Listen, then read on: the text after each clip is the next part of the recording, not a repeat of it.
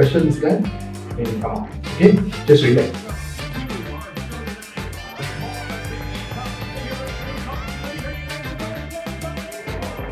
Can you be reasonable? I'm asking for 1 hour. 1 hour. Okay? Just stay inside and give me 1 hour. You wanna come out? After that, come out. Okay? Let's go. Everything also must sacrifice. Wow. Yes.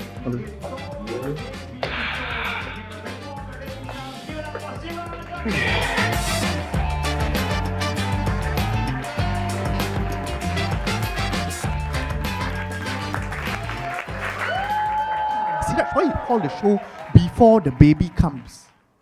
Why? Why you call the show Before the Baby Comes? You know, that's because that's the only thing I've been hearing all for this whole 9 months, guys. You know, everyone, before the baby come, before the baby come, before the baby come, before the baby come. Sebelum bayi kau datang, no, before the baby come, before the baby come, before the baby come.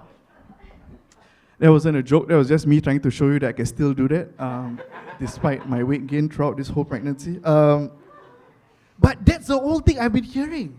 And I understand that when the baby comes, everything is going to change, which is why I'm doing this show, so that I can prove to my child with all these cameras that I was not always the embarrassing father that I'm going to be. You know, at one point I was cool.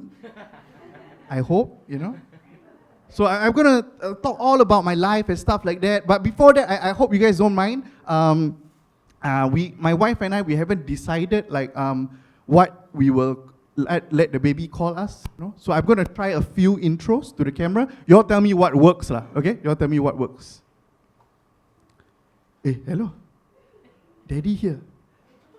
No, doesn't work. Doesn't work. No, okay. Oh my God, okay. The daddy was a bit too hard on the D. Daddy, no, okay. I will try something else. Okay? Hello. Ayah here. No? No? Okay. We try one last one. I'm sure this will work, okay? Hey, hello, Appa. You see, it works, okay? I'm going to stick with Appa, that's it. I'm so sorry, my wife. Appa it is.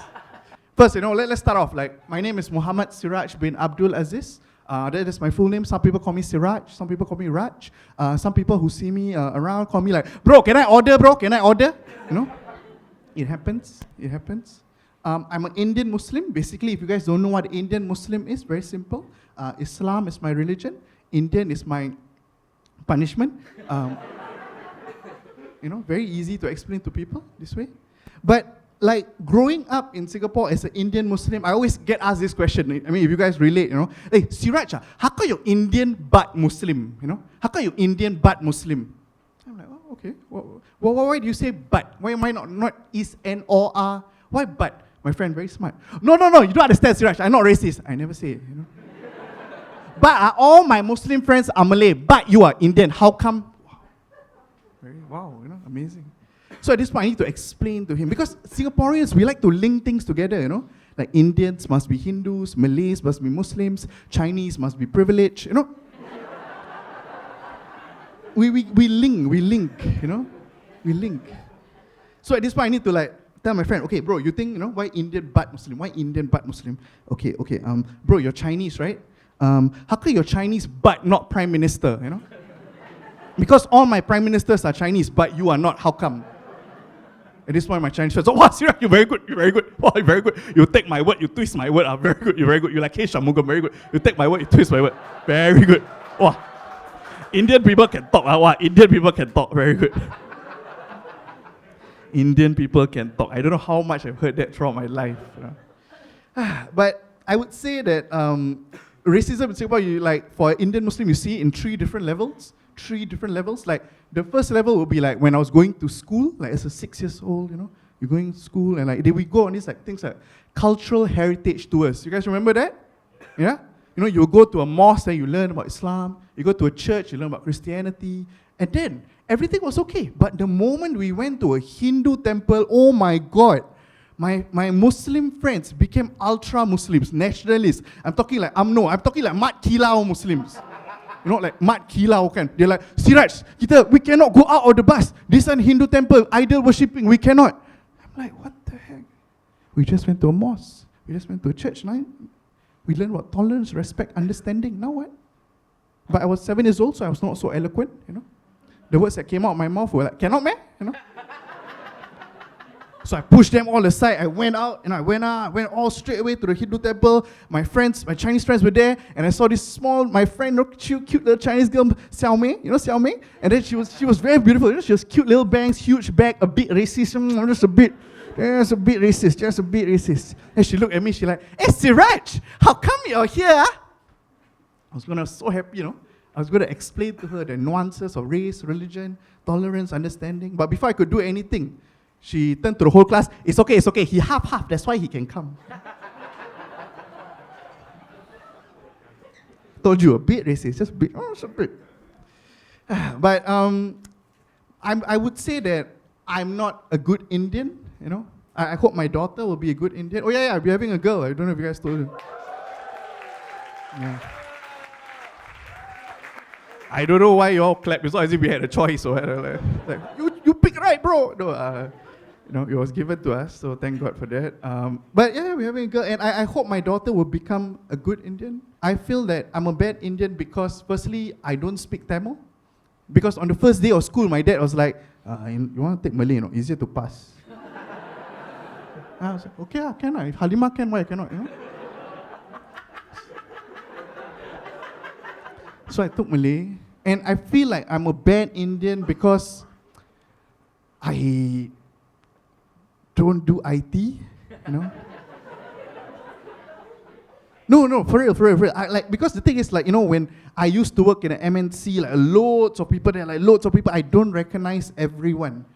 And sometimes I'll be walking back to my table, and there's this one time, this beautiful Chinese girl looks up to me and she's like, hey. I was like, oh, okay. And she looked up again and said, hey. I was like, huh? Last one time, she, hey, come here. I was like, okay, let's go. Mixed race babies, let's go.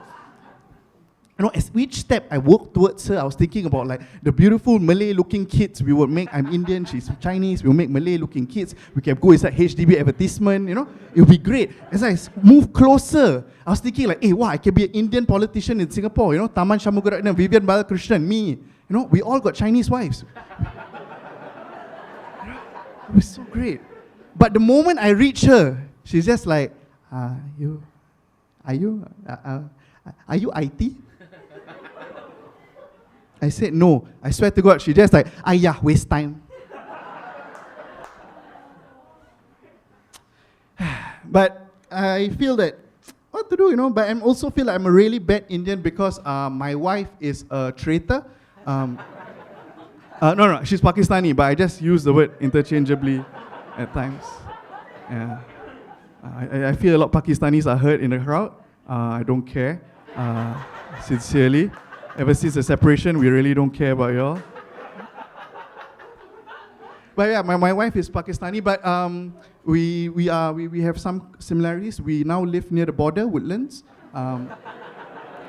We are thinking of naming our daughter Kashmir, maybe. We see how. It's all good. So she gave me this ring. We melted it down from the first grenade that she threw. Very shiny. Got some blood lah. I can see. Yeah. So good. But we realize, there's really not much difference between Indians and Pakistanis. We share the same food, the same culture, the same religion, the same shaver. We do it all. It's great. It's very economical. My dad, excellent Indian, really excellent Indian. Firstly, he speaks Tamil, Urdu, Hindi, Hokkien, amazing. He's married my mom, Indian woman, beautiful thing. He's also a very good Indian because he's very traditional. He has high blood pressure, diabetes. It's really salt of the earth Indian. Too much salt, just.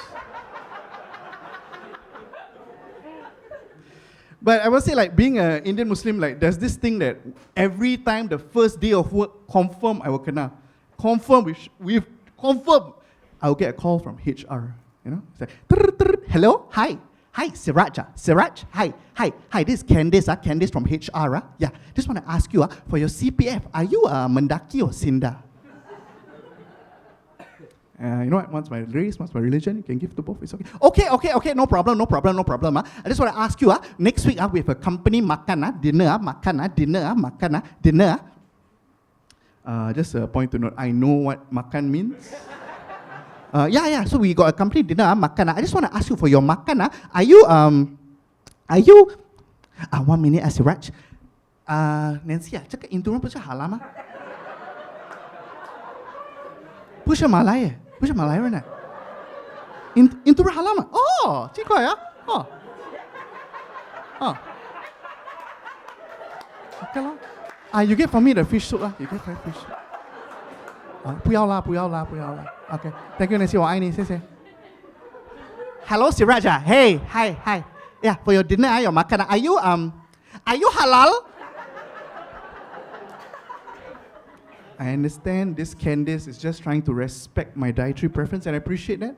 But the thing is, every time she says halal, she realizes it's a bit racist. She goes higher in pitch. Are you halal? Are you halal? Okay. At this point, I'm just trying to find the Muiz tattoo on my body. But the absolute worst place, this is a tip for my daughter, the absolute worst place for any Indian Muslim to be is a mamak shop.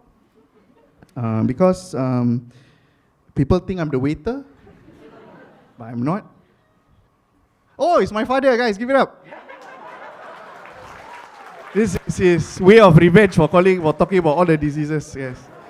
Sorry about that, It's okay. But as I was saying, the absolute worst place for Indian Muslim to be is an Indian Muslim shop, a mamak shop. If you guys can't tell the difference between an Indian Muslim shop and mamak shop, very easy. Indian Muslim shops are often named after attributes of God in Islam. Really, it's true. So it's Al something, Ar something, Al Amin, the grateful, Ar Rahim, gracious, the most merciful. Yeah, so it's Al something, Ar something. Except if you see Al Capone, that's that one not God, that one Godfather. That one they are not Indian Muslim. So, but like as an Indian Muslim, every time I go there, I feel I bring disappointment to people because they think I'm the waiter, but I'm not. And it starts with like the eyes. First, they look at me with happiness in their eyes. They're like, "Hey, Ross."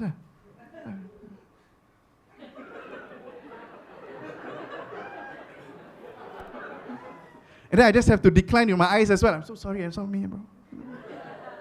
And then it's the arm level. Then second, with the arms, like, "Hey, bro, no, bro. Okay, bro, very fast. But the worst thing is the Grab Indian level. I don't know if you guys know this, but there's this thing called Grab Indian in a mamak shop. So if you guys, I was just walking. This is a true story. I was walking across an Indian restaurant. You must be asking why? Because I can. I don't need a reason. I was walking across. Suddenly, this Chinese man just grabs my arm. He's like, "Hey, bro, come for me. I was like, wow. This guy, judged from the color of my skin, that I work there. But I need to cool down, right? I need to calm down. I don't want to be irrational. I don't want to be violent for no reason. And since I'm Indian Muslim and I know the prices anyway, I start counting first, So I got time to calm down, So tose, teh ice, okay. You know what, right? For you, free. I was like, what? He was like, what? Shopkeeper at the corner, what is happening,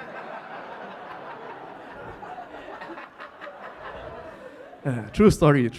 I had to do. But I just worry for my daughter because racism in Singapore, I feel like it's hard to avoid. It's not, if it's want to compare it to food, it's not really like a durian. Durians is smelly, it's stinky, you can just walk away from it. Racism in Singapore is more like a xiao long pao. It looks okay, and then you put it in your mouth, and then it just bursts. And you're just left with that burning feeling.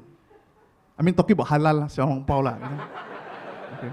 I see a lot of concerned Chinese people. Halal, man? Is it halal? Called the halal one, man? Yeah, it's halal. Because I'll tell you a story, okay? Like, there was this one time I was taking the bus. It's like, maybe I was 5 years old, 6 years old. I was taking the bus alone. And in front of me was an Indian man, and behind me were 2 Chinese ladies. Okay? Nobody else in the bus, just them. And the Indian man was a very hardworking man. He was drunk at 2 p.m. That means he had to work hard. You have to wake up early at 8 a.m. to drink. That's just good work ethics, guys, Not everybody can do that, So he was drunk, and then he was like, "Hey, boy, hey, you stare at me one more time, I will slap you." I was like, oh my God. I turned around to see the 2 Chinese ladies. Aiyo, 8900 8900. Not helping me at all. Indian man turns around again. I was like, I'm not going to look up. He looks at me. I was like, boy, nope, not gonna look up. Boy, nope, not gonna look up. Boy, if you don't look at me now, I will slap you. I look up, slap. Lose. I turn around for help. Chinese ladies, ayo, pachow, ling ling, pachow, pachow. My Mandarin is from Channel 8 charity shows, you know.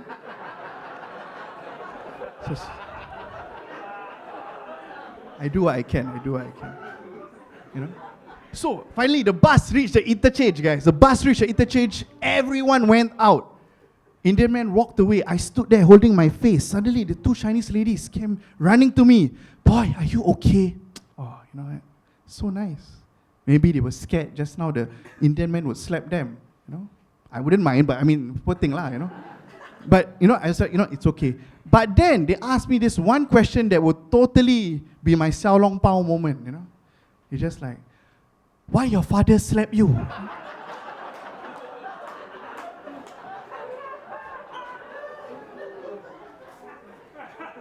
Yeah. But you know, that's like one part of my identity, being Indian. The other part is being Muslim. And I'm glad to tell my daughter, you know, like being Muslim is actually very easy. Being a good Muslim is very easy. Like being a good Muslim 10 years ago, very hard, super hard. You know, you got to answer questions like, do you read the Quran? Yes. You know, do you pray 5 times a day? Yes. Do you fast in the entire month of Ramadan? Oh, yes. Then you're a good Muslim. Right now, if you want to be a good Muslim, you have to answer one question. Do you blow shit up? No. Good Muslim. The bar is very low, you know. I'm a good Muslim. I'm like Fox News good Muslim, you know. Very, very low. But it's okay. I mean, I'm a good Muslim. I'm not a great Muslim. Great Muslims are like Malcolm X, you know, amazing civil rights leader. Muhammad Ali, boxer, amazing. Barack Hussein Obama. All these are great Muslims, you know. Okay, maybe not Obama. He blew some shit up, so not so good Muslim. But in Singapore, I think one of the tough things being a Muslim is like praying 5 times a day. And I think when my daughter comes along, it's going to be even harder because like I can imagine like if I want to pray at home, you know, she's playing outside and praying in the room like this. If you guys don't know what Islamic prayer is like, it's just like that. Movements that say, you know, they say praises to God. I'll be praying in the room like this. And then my child will be outside and then she will play her favorite song. You know, head, shoulders, knees and toes, knees and toes. Head, shoulders, knees and toes, knees and toes. Then I'll follow along. My child is dragging me to hell, yeah. But I think for me, one of my favorite places to pray in the office because of the sorry echo. Have you guys heard about the sorry echo? Okay, let me explain to you this phenomenon called the sorry echo. Is when you are praying in office and then your Chinese colleague walks in the room and then he's just like, yo, Siraj, sorry. And then you're just there like, Chinese guilt. Oh my goodness. Allah Akbar. Yeah. It's such a joy to pray to Chinese guilt sometimes. Sorry, echo. I think my craziest experience of praying was when I was in the US. I was there on internship. I was already there on internship, and it was crazy because like it was the month of Ramadan. I didn't have anything to do, so I was like, you know what? I'll do my prayers. I went to the receptionist. Hi, sorry, I want to do my prayers. Receptionist was so confused. Sorry, your what? My prayers. Your prayers? No, my prayers. Your prayers? You want to wash your car? No, I want to wash the sins on my body. Oh, so sorry, Siraj. So sorry. All right, just go ahead. There's a storage room over there. You can use it. All right, go do your prayers. So I went straight, turned right, followed his instructions exactly. I opened the room.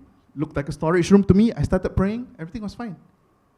The moment I exited the room, someone screamed at me, "Hey, Siraj, what are you doing inside that room? What are you doing inside that room?" I was like, oh my God, what's happening? What I didn't know was that I was apparently praying in a Hollywood producer's office. Yeah, it's crazy. I mean, nothing happened, but if he had walked in, I would have looked like the most passive-aggressive terrorist ever. You know, your drone killed my people. Now I make your office into mosque. Would you like to join? Take off your shoes, come. Super passive aggressive, yeah. But I think one thing that I would like to pass on to my daughter, maybe share with you guys as well, is that being a Muslim in Singapore is really a privilege. It sincerely is. There's great mosques, there's a society that accepts you. It really is a very, very huge privilege, and I really appreciate that. But it's not perfect. There are hardships that we have. There are minor inconveniences where we have. There are uncomfortable truths that we have. So if you guys don't know, madrasah kids in Singapore, less than 5% of them, males, serve national service. Right? Imagine like you're a madrasah kid, all your life, you've done secular studies, you've done religious studies, 12, 13 subjects all day, prayed 5 times a day, done everything. At the age of 18, the government just like, nah, we don't trust you. This makes them perfect, All that training, all that study, all that discipline makes them perfect for what?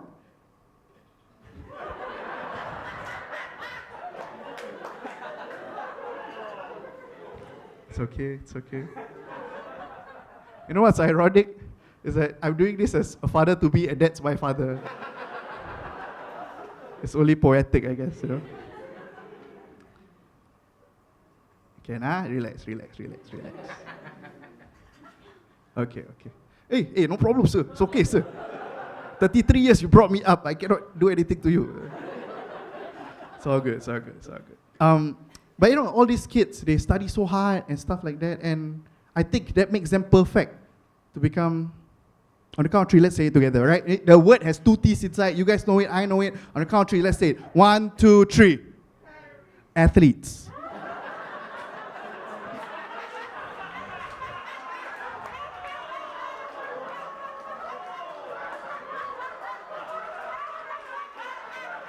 Oh my goodness, guys. I said the word has 2 T's. I didn't say the word started with T. Astaghfirullah, guys. No, because you think about it, they're so disciplined. They have everything already, And now they cannot do 2 years. They can become athletes, Olympic athletes. They can do every sport except for water polo, because the swimming trunk got the crescent and star. That's it, Because let's face it, madrasah kids mostly Malay. Malay guys, I mean, come on, they are great sportsmen, Think about it. Soccer, we have Fandi Ahmad, amazing. Golf, we have Mardan Mahmad, amazing. Come on. Swimming, Mas Slamat, amazing.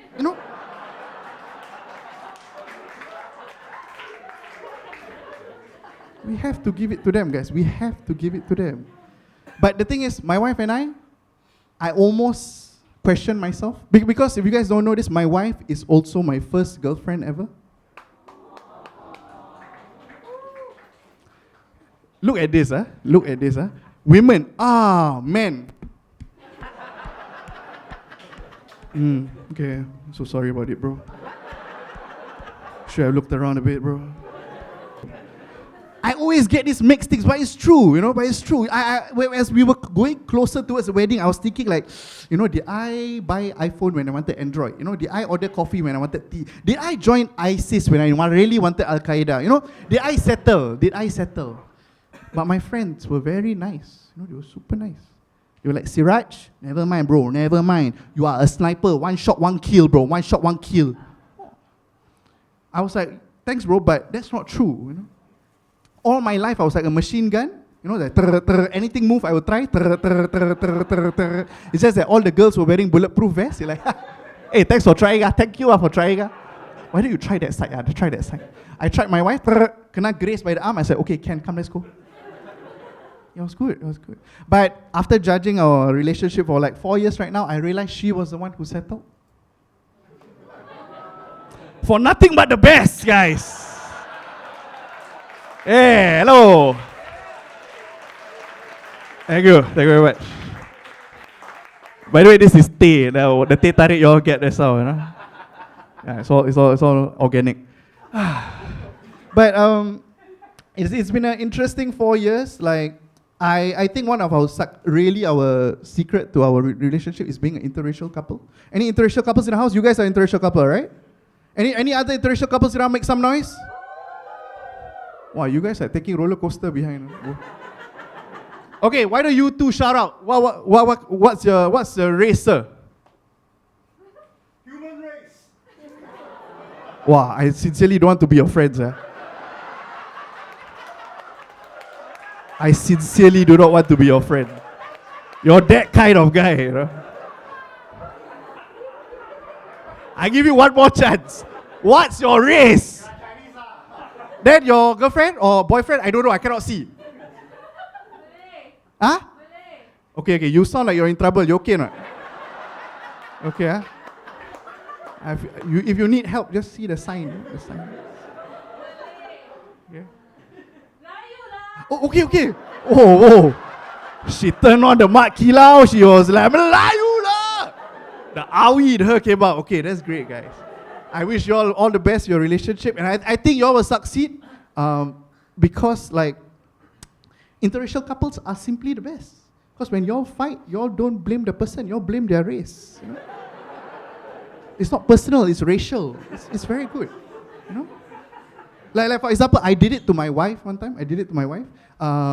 Because you know, right now she's pregnant. She's so heavily pregnant. She's doing this thing called going crazy, but women call it nesting. You know, apparently there's a scientific term for going crazy while pregnant. And she's buying so much stuff, buying. And then there's this one thing she bought, Shein for kids. I was like, why would you buy Shein for kids? You know, because they have all these human rights abuses, this fast fashion brand. But then I took a step back. I was like, actually, quite empowering, you know, for kids, by kids, you know.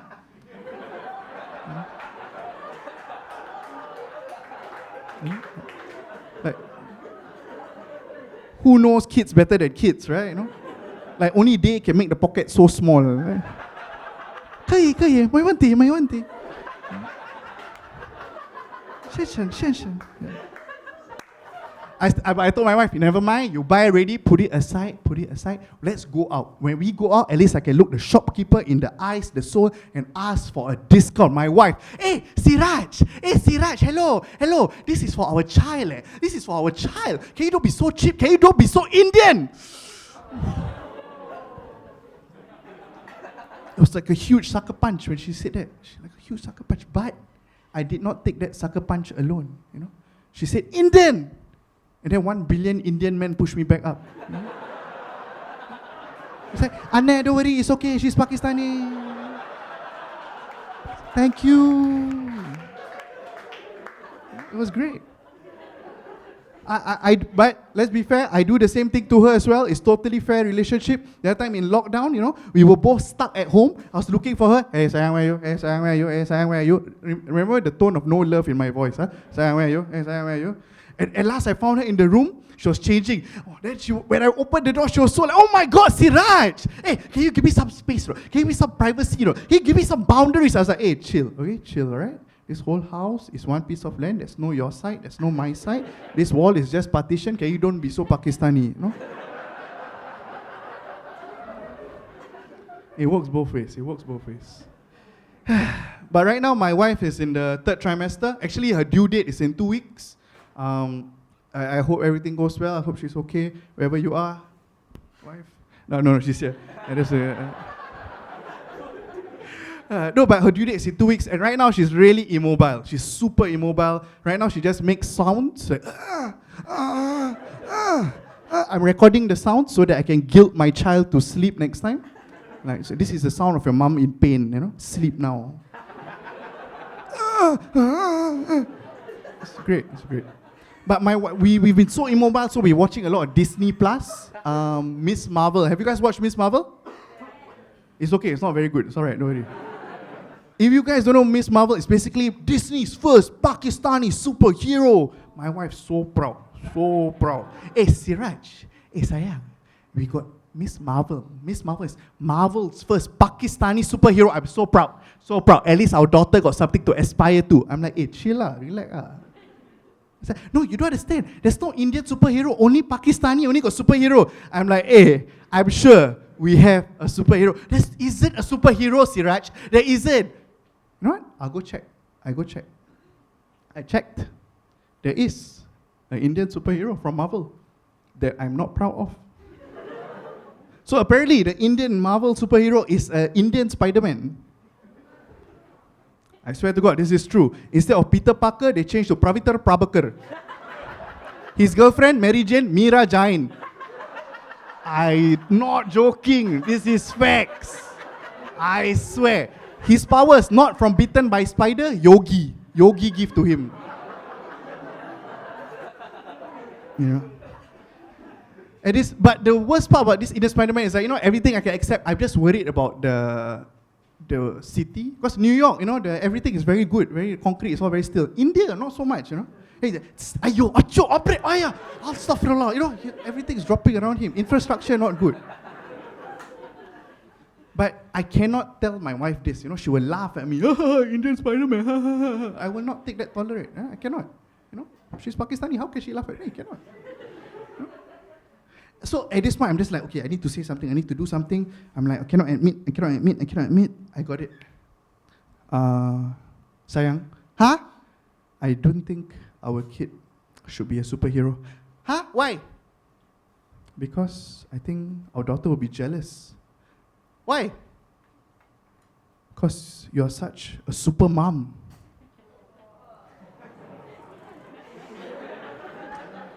You or she, she hugged me, while she hugging me, Pravita Prabhakar, thank you. Thank God for Pravita Prabhakar. We got married 4 years ago, it was great then. Recently COVID weddings, not so great, not so happening, but some people liked it. Now weddings are going to start again. What I'm really impressed is that how weddings always evolve. So I don't know how my daughter's wedding is going to be. Because like for myself, we had like a Malay style wedding. It's more like McDonald's. It's more all about turnover, It's like, come masuk makan, okay, get lost. A tip for my Chinese friends, if you go to a Malay wedding, the first time the auntie asks you, the food is nice, she's sincere. Second time she asks you, she's sarcastic. Second time she asks you, basically she's saying, food nice, then faster eat, then go. That's what she's saying. But I don't blame Chinese people because you all don't know. Because Chinese weddings are different. Chinese weddings are more like family dinners. Nobody likes to be there. Sincerely, I also don't like to be at Chinese weddings. The moment I get an invite for a Chinese wedding, I'm like, shit! $200 gone. Right? Then I have to go online, check the site, how much this hotel, what's the table, divided by how many people. I have to do maths. What the heck, guys? It's so tough. Oh my God. And when I go to a Chinese wedding, I feel like sometimes I'm a backup Muslim. Like if I get the invite very late, it's like I felt like another Muhammad dropped out. Then they're like, hey, you got another Muhammad, right? Your friend. You invite. Wait, the table got the rendang wasted. Because the halal table is not a nice place to be. You sit at any other table at a Chinese wedding, you get like different talks about life, about race, about religion, about cultures. You sit at the halal table at a Chinese wedding, the only thing you're going to talk about all night long is like, you're Muslim? Yeah, I'm Muslim. It's halal, yeah, it's halal. Yeah. How many times you pray for? I pray 5 times, right? All night long, this conversation, guys, all night long. Because the 3 things that keep people together at that table are religion, dietary preference, and circumcision. That's much. Everyone there, you cut. I cut. Hats off to you. That's it. Oh my goodness. I just want to ask you guys this sincere question. How many of you guys have COVID already? 3 years ago, this wouldn't be the sound. How many of you guys had COVID? Woo! How many of you guys have not had COVID? Make some noise. No shame, sir. How many of you guys currently having COVID?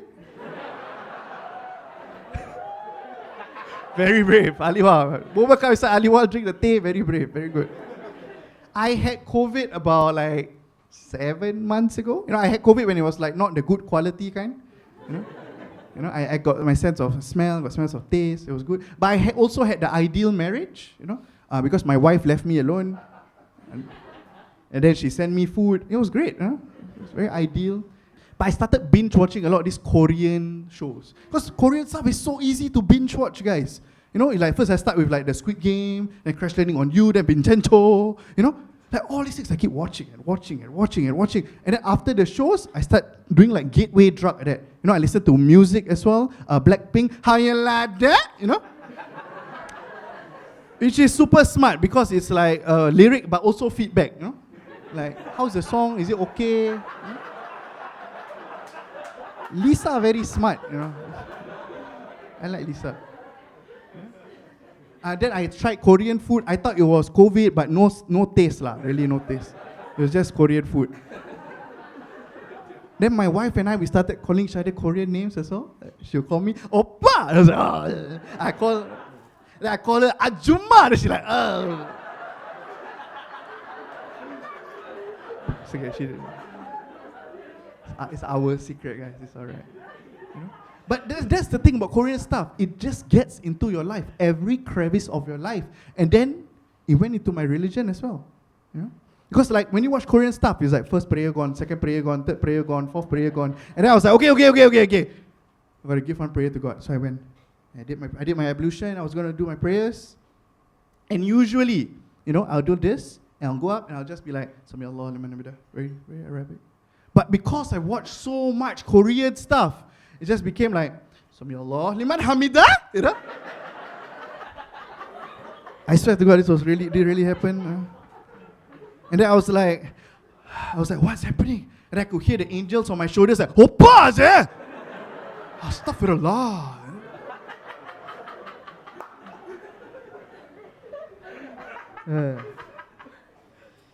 But one thing that I thought like during COVID was crazy is that we were in a pandemic, we were all stuck at home, but in the world, things were changing so crazy rapidly, you know? Like, America left Afghanistan during COVID. Like, we were all in a pandemic, America just like, okay, I'll take care, bye. They just left Afghanistan and Taliban took over. Am I a fan of the Taliban? No. You know? But the thing is, you know, it's their own people, and I'm always for their own people to take over the land, but they are not the best people, you know? They have problems with like human rights abuse, not letting women study, and I really don't like it. But my biggest beef about the Taliban is that they don't have uniform. Yeah, because without uniforms, now every Muslim looks like a Taliban. And every Taliban looks like a Muslim. And that's a problem, because it adds so much Islamophobia into the world, you know? And like, because uniforms help us to know how to feel about the people, about the person. Like for example, okay, like let's look into history, okay? Let's say Nazis, you know? Germans wearing swastikas, wearing Hugo Boss, Nazis. You know? We know how to feel about them. Another example, Christians burning crosses, white hoodies, KKK. We know how to feel about them. Okay, Chinese men wearing all white, promising upgrades. I didn't have to say, you all know. Uniforms help, guys. Uniforms help.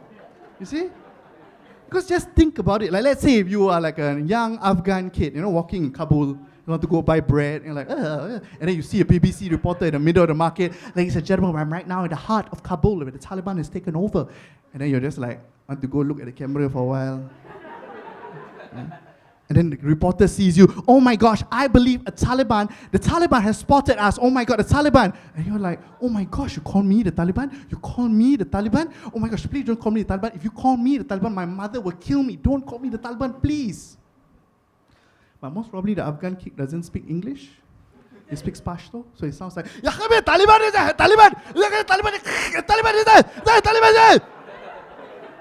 So it doesn't work out well for him. Yeah. But I mean, that's what we see on social media and we believe it, because that's what social media is like. And I'm very worried about social media for my child, because it's going to be, right now it's so crazy. I work in social media and I don't know what to feel about it. Like, I can't believe I found out about the Shinzo Abe assassination on social media. You know?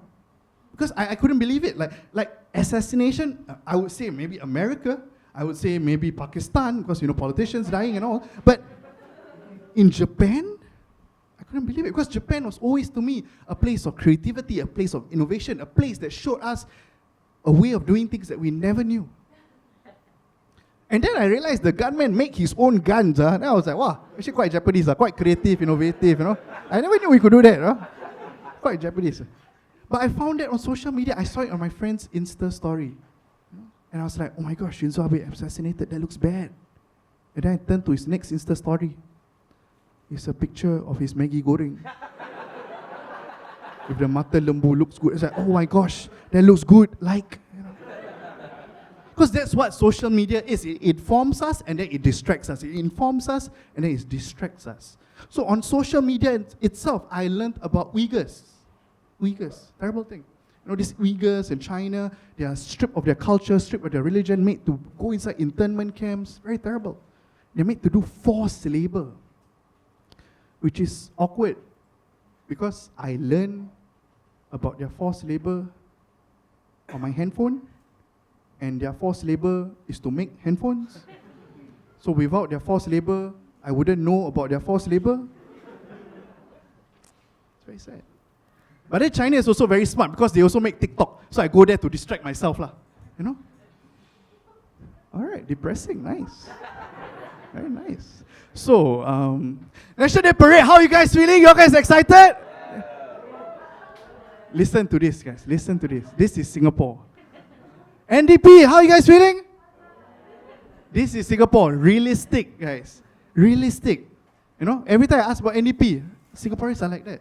Only one day a year are we optimists. The rest 364 days, we are realistic. 364 days, we are just, we're going to go, we're going to do our work, we're going to study hard, we're going to get a job, we're going to get CPF, we're going to buy a furniture or Taobao, go IKEA, buy meatball. That's all we are, 364 days a year, realistic. But one day a year, we are all super optimistic, guys. Singapore, we can do it. Singapore, stand up. Nurses can wear tudung. Malays eat Air Force. Chinese people can sing Moneru Valiba. One day a year. But all that optimism then goes away. After the last fireworks go down. And then Singapore, we can do it. And then you see all the people, hey, faster, let's go away, the MRT crowded, faster. Yeah, it's problematic. It's problematic. But I'm really happy about National Day. Actually, I'm really happy that Madam Halimah Yacob is okay because she got COVID, right? But now she's better. At least she can do like her high key reservist. NDP is like high key reservist for her. Because if she still had COVID, I was worried they will still make her do it, and they put her in a glass case, look like action figure, walk her back, walk around. Halimah Yacob, president, power sold separately.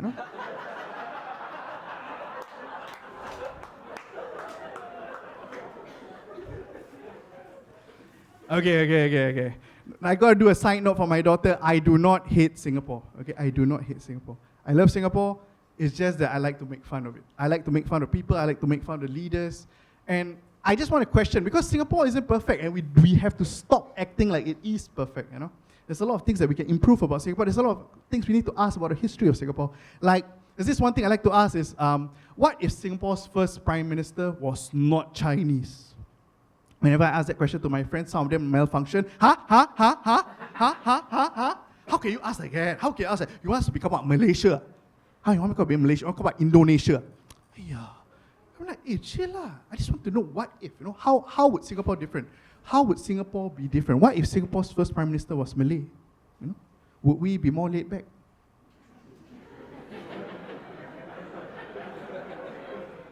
Would we be happier? Would we have a childbirth population? I don't know. If we have a problem or not, I don't know. Or what? Because I know that some Chinese people might have like nightmares about this. Like if our first Prime Minister was Malay, they'll wake up, everything is in national language, you cannot read. After that, they go to the hawker center, they cannot find pork, must look for haram certificate. 这个猪肉吗？有猪肉吗？有啊 Okay. Guys, you got haram certificate, guys. You think fun is it? Look for halal certificate, is it? You think scavenger hunt? Where? Look for the halal.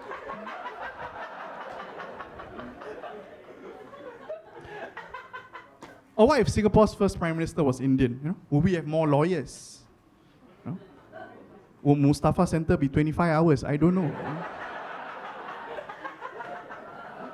Would Hungry Ghost Festival be a problem? Or would maybe Timothy be a problem? Like Indian people put charcoal everywhere. Hey bro, pick up charcoal, Don't put on the floor. Cannot, culture. Don't touch the charcoal. That might be a problem. Or maybe Little India will finally be India town. Because I don't understand why India gets little, China gets town. I don't understand. Why? What's so good about Chinatown? I've been there. There's nothing. Little India is amazing, guys. Little India is amazing. There's so much surprises everywhere. You turn left, amazing food. You turn right, textile jewelry. You turn left, riot. There's surprises at every corner. You go Chinatown, got what? Bakwa mala, ape.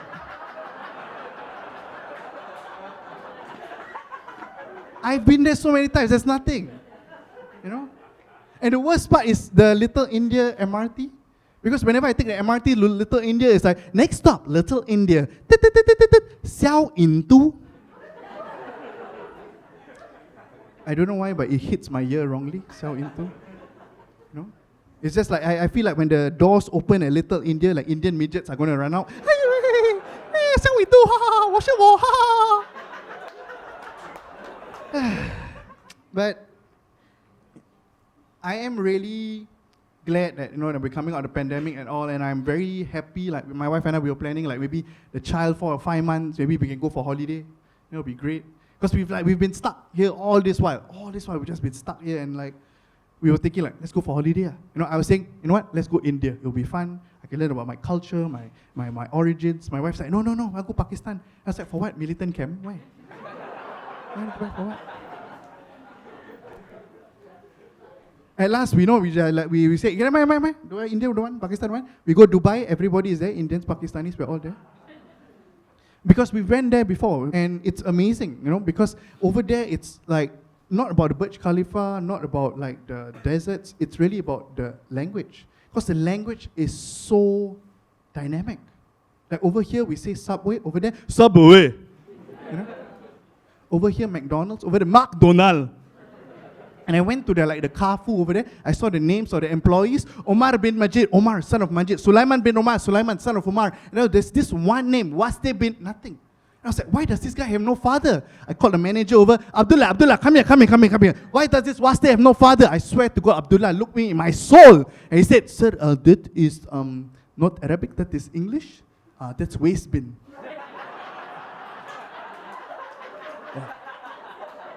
Yeah, that's for trash. Yeah, like you, sir. Trash. Abdullah was super happy.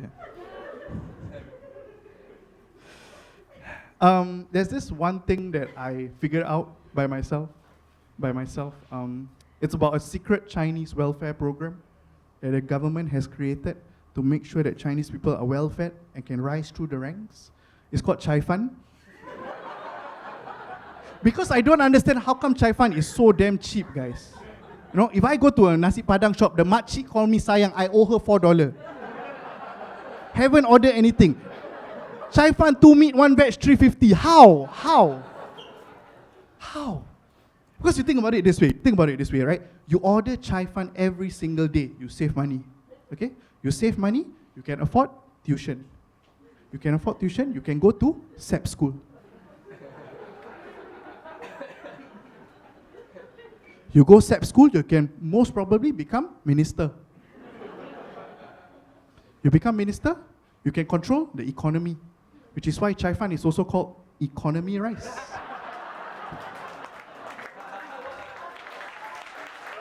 Okay.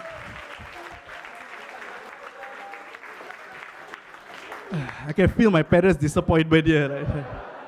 We sent him to school for this. I don't know why I gave a Malay accent to my Indian parents, but it happens. It's all a Jojo Jogate accent. I think I just want to say you guys I have received a lot of gifts. Maybe some of you over here for my baby, and I thank you guys. And I think preparing for baby is so tiring. I don't know how parents do it, and I'm so confused sometimes at all the things because some of the things don't make sense. They really don't make sense. Like my wife asked me to buy a bassinet and a crib.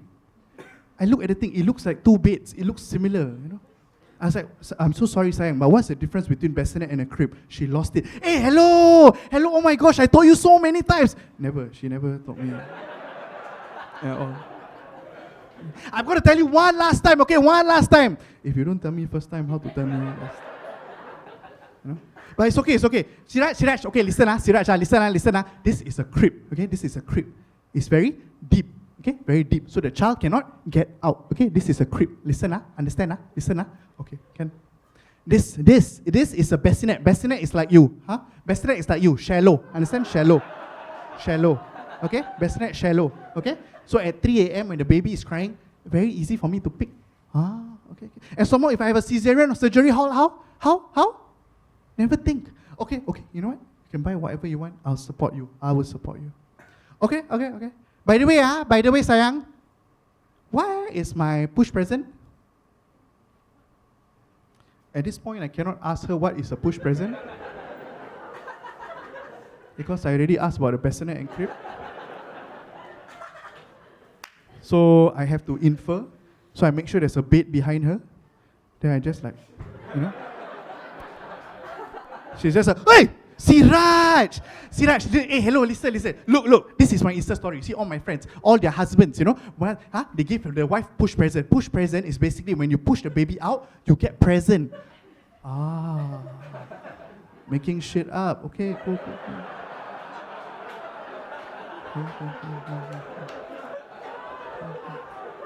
Making shit up. Can, sure. I'll get you a push present. The conversation could have ended there. But I'm a comedian, so I need to go further. Sayang, by the way, 9 months ago, when I was doing all the pushing, right? Where's my push present?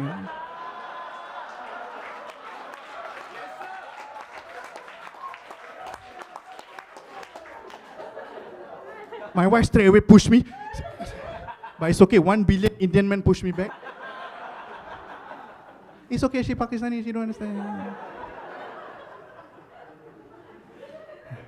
Another advice that I appreciate but I really don't understand is, bro, before the baby come, you better sleep, bro. Better sleep, bro. Better sleep now.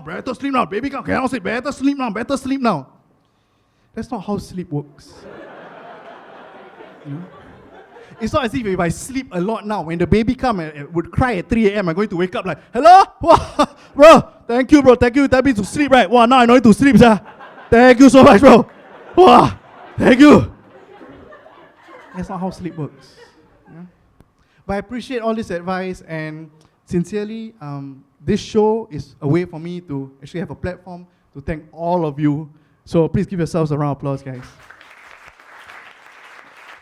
Yeah, it's quite crazy, like how far everything's come. And other than this, as a way of thanking you, it's also for me to show my daughter all these cameras and all video, all my experiences in life. You know, like my ups, my downs, my cases of racism, my cases of joy, my marriage, and to show her that I'm trying to be a better person. I'm trying to not be bitter about the negative experiences in life. I'm trying to be positive, you know.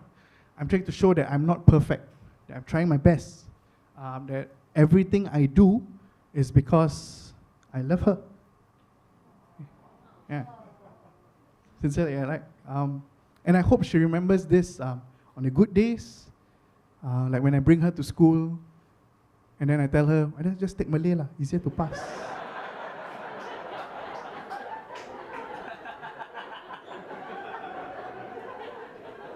I hope she remembers that I love her then. Or on the bad days, you know, when she's throwing a tantrum and being violent, and then I'm just like, can you don't be so Pakistani, you know? I hope she remembers that I love her then as well. Or on the days where I lose it and I become a very terrible parent and I become physical and I slap her and I leave her alone and 2 Chinese ladies come running up to her and ask her, why your father slapped you? I hope she will say to them, because he loves me. Ladies and gentlemen, that's my time. You guys have been an amazing crowd. That's before the baby comes. Thank you.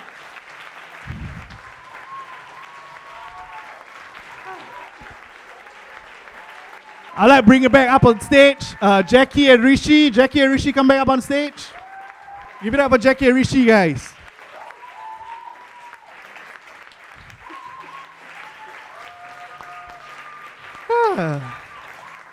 This has been pretty crazy. Okay, guys, so right now, if you guys don't mind, we would like to take a picture with you guys. Is that okay? Okay, yeah. Camera, okay? 1, 2, 3. Before the baby comes. Oh my God! Hey! Hey! Oh my God! Are you okay? Are you okay? Are you okay? Oh my gosh! I think. Are you okay? Cut! We go! Let's go! Let's go!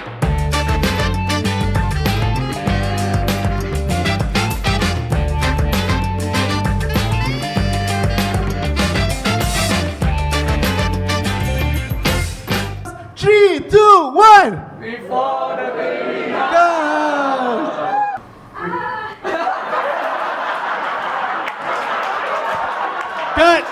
Cut.